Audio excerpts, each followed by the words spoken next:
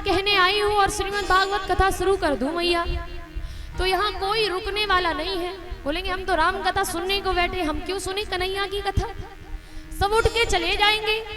लेकिन भरद्वाज जी ने पूछा था कि राम कौन है, लेकिन याज्ञवल्क्य जी ने उन्हें सारा शिव चरित्र सुना डाला। लेकिन फिर भी भरद्वाज जी वहां से उठे नहीं और शिव चरित्र सुनने के बाद में याज्ञवल्क्य जी भरद्वाज जी का स्वभाव देखते हैं। क्या दशा है भरद्वाज जी की कि शंभु चरित सुनी सरस सुहावा, शंभु चरित सुनी सरस सुहावा, भरद्वाज मुनि अति सुख पावा, भरद्वाज मुनि अति सुख पावा,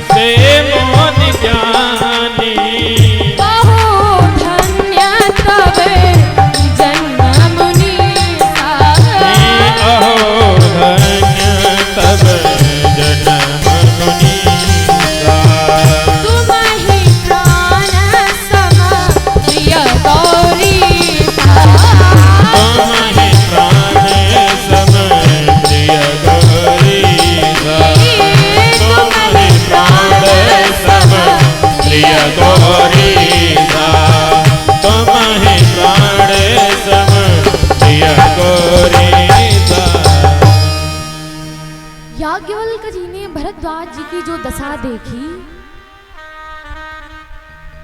बड़े मन में हर्षित हो गए।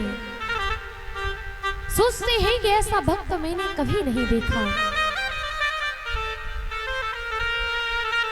यहाँ शिव चरित्र सुनने पर भी भरद्वाज जी की क्या दशा है।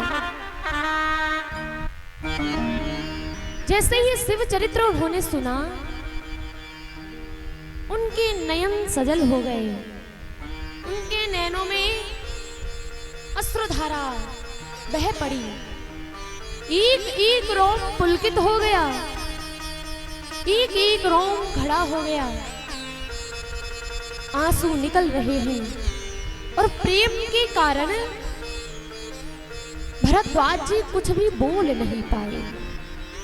इतना प्रेम है भरद्वाज जी को राम की कथा से कि सुनने के लिए शिव जी का चरित्र उन्होंने ऐसे सुना कि उनकी बोलने की दशा नहीं रही।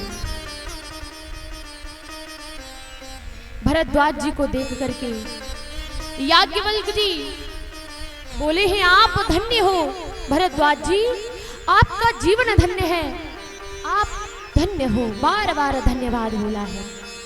मैया धन्य वही है जो भगवान की कथा सुनने में अपना मन लगाता है, जो भगवान का बन गया है, जिसने अपने आप को भगवान को सौंप दिया है वो जीव धन्य है। शंकर भगवान पार्वती मैया से कहते हैं, भरद्वाज जी कथा सुनाते हैं कि अब भोले बाबा पार्वती मैया से कहते हैं कि गिरिजा संत समागम समन लाभ कछु पाव, बिनु हरि कृपा न होई सो गावई वेद पुराण। भगवान पार्वती से बोले, देवी सत्संग से मानव जन्म सफल है। अगर मनुष्य के जीवन में सत्संग नहीं है तो उसका जीवन सफल नहीं है, उसका जीवन किसी काम का नहीं है। जिसके जीवन में सत्संग नहीं है यानी सत्य का संग नहीं है। भगवान के बनकर के मनुष्य को हमेशा कहना चाहिए कि प्रभु आपकी संगति पाकर के मैंने बहुत कुछ पाया है, मैंने जीवन में बहुत कुछ पाया है। लेकिन मनुष्य का स्वभाव क्या है, अगर उसे एक कौड़ी की चीज नहीं मिली है तो वो चीज उसे 10 करोड़ की लगेगी कि ये चीज मुझे नहीं मिली। और उसके पास अगर 10 करोड़ का कोई सामान है तो उसे 1 करोड़ की वो चीज लगेगी कि ये क्या, ये तो कुछ नहीं है, वो जो है वो बहुत बड़ी चीज है, वो मुझे नहीं मिला। कहने का अर्थ ये है कि जो मनुष्य के पास है वो उसमें समर्थ नहीं रहता, वो उसमें खुश नहीं रहता, वो बहुत कुछ पाना चाहता है, वो बहुत कुछ लेना चाहता है। वो चाहता है कि मैं जो सोचूं वो पूरा हो। और दुख भी उसे इसीलिए आते हैं कि उसने अपने मन में इच्छाएं इतनी बना रखी हैं, हर इच्छा को इतना बड़ा रखा है कि उसे अपना जीवन नर्क लगता है। ये लगता है कि मेरे जीवन में कभी सुख आने वाला नहीं है। लेकिन अगर आप सोच लो कि भगवान ने मुझे बहुत कुछ दिया है, प्रभु ने मुझे बहुत कुछ दिया है, जितना है उतने में ही खुश रहना सीख लो मैया, तो आपके जीवन में कभी दुख प्रवेश करने वाला नहीं है। पर मनुष्य को दुख तभी आते ही जब अपनी इच्छाओं को बढ़ा करके अपार बना देता है और ये सोचता है भगवान ने मुझे ये नहीं दिया, भगवान ने मुझे वो नहीं दिया। अनेकों प्रकार की जब वो इच्छा अपने मन में उत्पन्न कर लेता है तब मनुष्य को दुख होना शुरू हो जाता है।